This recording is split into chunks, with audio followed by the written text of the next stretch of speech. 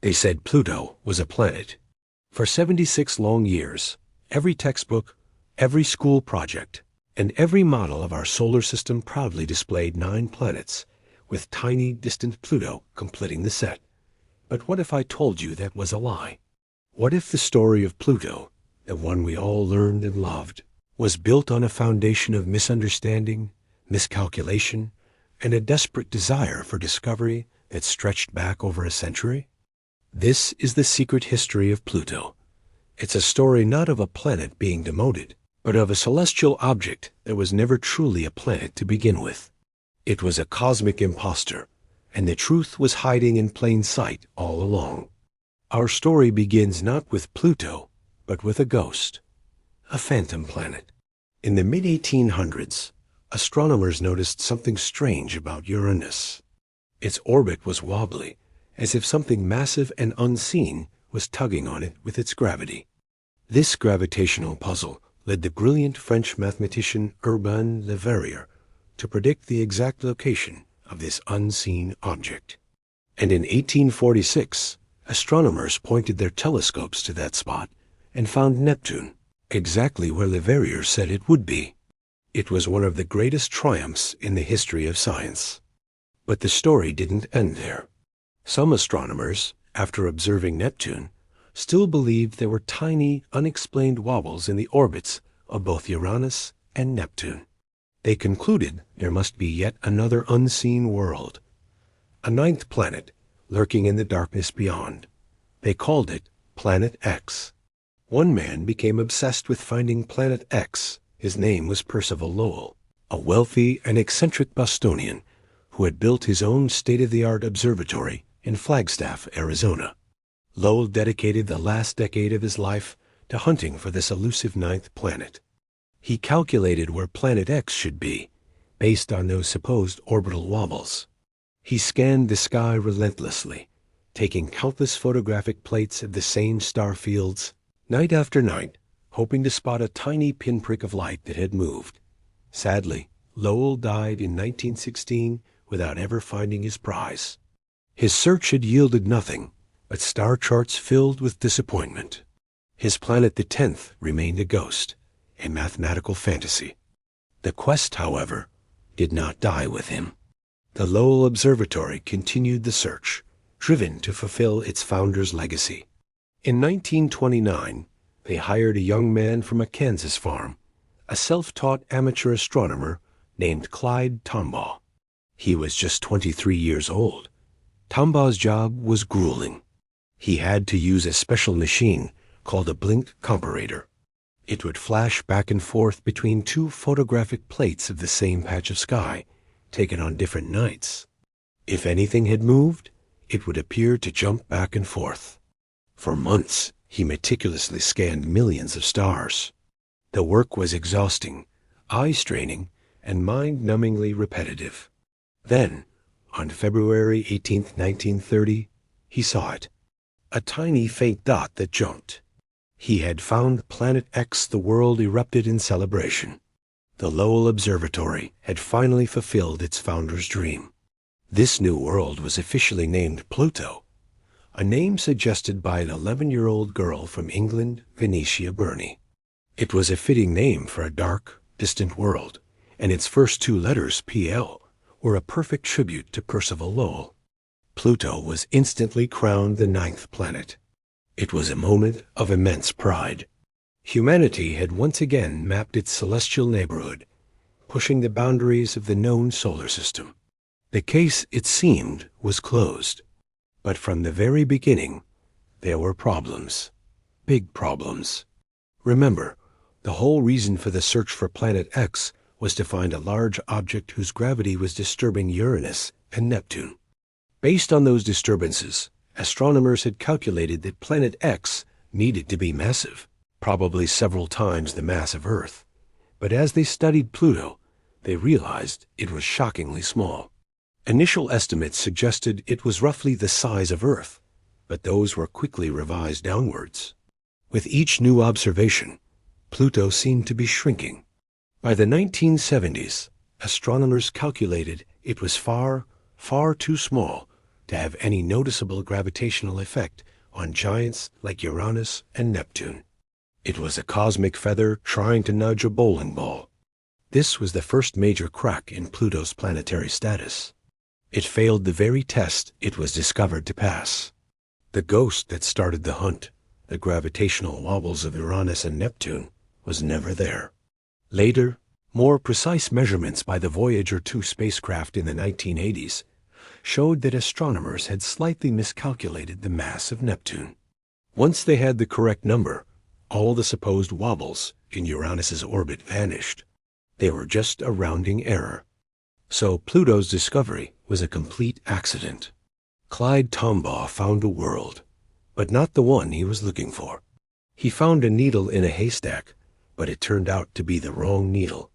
The entire premise for Pluto's existence as Planet X was a mistake. The second major problem for Pluto was its strange behavior. It didn't act like any of the other planets. The 8 planets from Mercury to Neptune orbit the Sun on a relatively flat, level plane, like marbles rolling on a dinner plate. Pluto's orbit, on the other hand, is wildly different. It's tilted at a steep 17-degree angle.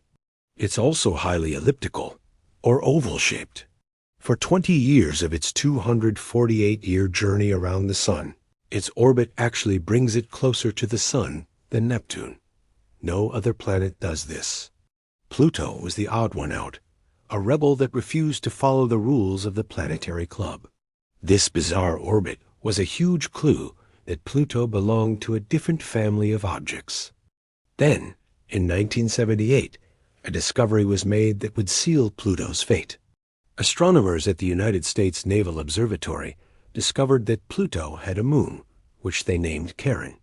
Charon was huge, about half the diameter of Pluto itself. This discovery was incredibly important because by studying the orbit of a moon, you can calculate the exact mass of its parent body. And when they ran the numbers for Pluto, the result was shocking. Pluto was not the size of Earth. It was not even the size of our own moon. It was tiny, with a mass less than 1/5 of Earth's moon. This confirmed it. Pluto was a cosmic pipsqueak. There was no way it could be the giant Planet X that Lowell had been searching for. The final act in Pluto's story began in the early 1990s. With more powerful telescopes, astronomers started discovering other objects orbiting the Sun out beyond Neptune. These weren't planets, but small, icy bodies, just like Pluto. This region of space, which had been predicted decades earlier, was named the Kuiper Belt. It was a vast, icy junkyard of leftover material from the formation of the solar system.